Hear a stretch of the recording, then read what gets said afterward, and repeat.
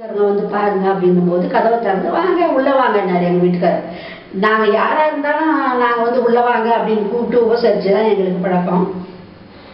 உள்ளே வாங்கன்னு இருக்கட்டும் சார், பரவாயில்ல பரவாயில்ல, நாங்கள் பரவாயில்ல உள்ளே வாங்க, வந்தீங்க வீட்டுக்கு வரணும்னு வந்துட்டுங்க வாங்க உள்ள அப்படின்னு கூப்பிட்டாரு. என்ன என்ன செய்தி அப்படின்னும் போது, நீங்கள் ஒன்றும் பதட்டப்படாதீங்க, ஈழ ஆதரவாளர்கள், விடுதலை புலிகளுக்கு உதவி செய்தவங்க, திராவிட கழகத்து குடும்பங்கள், இவங்களெல்லாம் வந்து நாங்கள் இப்போ தொடர்ச்சியாக விசாரிச்சுட்டு வரோம் இந்த கொலை வழக்குக்காக அப்படின்னு சொல்லவே இல்லை. அவங்க விசாரிச்சுக்கிட்டு வரோம் அப்படின்னு தான் சொன்னாங்க. அந்த விதத்தில் உங்களை விசாரிக்கிறோம் நாங்கள் அப்படின்னா எங்கள் வீட்டுக்குள்ளே நுழைஞ்சாங்க. எங்கள் சின்ன பொண்ணு அப்போ விடுமுறைக்கு கல்லூரி படிக்கிறோம் வந்திருந்தா. எல்லாம் எங்கள் குடும்பத்தை பற்றிலாம் கேட்டாங்க. இது மாதிரி பொண்ணு வந்து வள்ளத்தில் வேலை செய்கிறா, பெரியார் நிறுவனத்தில் வேலை செய்கிறா, பெரிய பொண்ணு டிப்ளமோ முடிச்சுட்டு. பையன் இது மாதிரி வந்து மேலே டிப்ளமோ முடிச்சுட்டு கல்லூரி சேரணும், மாலை நேர கல்லூரி சேரணும்னு பெரியார் திடலில் இருக்கான். பொண்ணு வந்து இப்போ தான் வந்திருக்கா விடுமுறைக்கு, அவளை கல்லூரி சேர்த்துருக்கோம் இப்படிலாம் விவரம் சொன்னோம். எல்லாம் எதோ எடுத்து பார்த்தாங்க. எல்லாத்தையும் எடுத்து பார்த்துட்டு அவங்களுக்கு எதுவும் கிடைக்கல. என்ன எதிர்பார்த்து வந்தாங்கன்னு தெரியல. சரி உங்கள் பையன் எங்கே இருக்காரு அப்படின்னு ஒரு கேள்வி கேட்டாங்க. எங்கள் வீட்டுக்காரர் என்ன திடீர்னு பையனை கேட்குறீங்க, திடலில் இருக்கான்னு சொன்னேன் அப்படின்னாங்க. 2 நாளைக்குள்ளே கூப்பிட்டு வந்தால் நாங்கள் திருப்பவும் மேலே போய் எல்லாரையும் விசாரிச்சுட்டு வர வேண்டியது இருக்குது, இந்த வழியாக போவோம், அப்போ இங்கேயே விசாரிச்சிடுறோம், இல்லைன்னா சென்னைக்கு கூட்டிகிட்டு வாங்க அப்படின்னாங்க.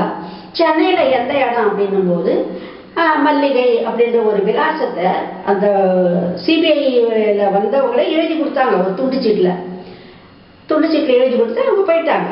அன்றைக்கி இரவு பார்த்துட்டு அவங்களுக்கு ஒன்றும் கிடைக்கல எங்கள் வீட்டில், அவங்க பாட்டுக்கு போயிட்டாங்க. எங்கள் வீட்டுக்காரருக்கு மனசே நிம்மதி இல்லை. என்ன குழந்தைய பார்க்கணுன்றாங்க, இவனை பற்றி விசாரிக்கணுன்றாங்களே அப்படின்றதுனால என்னை நீ உடனே போ, திடலுக்கு போ, சென்னைக்கு போ, குழந்தைய கையோட கூப்பிட்டு வந்துரு, அவங்க திருப்பி இப்படி வரும்போது இப்படி வந்து போகிறோன்னாங்களே, நம்ம இங்கேயே விசாரிக்கிட்டோம் அவங்க அப்படின்னு சொல்லி எங்கள் வீட்டுக்காரர் மறுநாளே என்னை சென்னைக்கு அனுப்பிச்சாரு. நான் திடலுக்கு போனேன், பெரியார் திடலுக்கு. எப்பவுமே நான் தனியாக பயணம் பண்ணதே இல்லை. அன்னைக்கு தான் நான் தனியாக வந்து சென்னைக்கு போனவரே. எனக்கு எங்கள் வீட்டுக்கார் வழி சொல்கிறாரு, சென்ட்ரல் இறங்கின உடனே ரயிலில் நீ ஓரமே நடந்து போ, பெரியார் திடல் வந்துடணும். அதே போல் தான் நாங்கள் மாநாட்டுக்கெல்லாம் நடந்து வந்துலாம் பழக்கப்பட்டதுனால நேராக திடலுக்கு போனேன். திடலுக்கு போய் அங்கே இருக்கிற நிர்வாகிகிட்ட எங்கப்பா அறிவு அப்படின்னு கேட்டதுக்கு, இப்போ தானே நான் சாப்பிட போனார் அவர் அப்படின்னாங்க.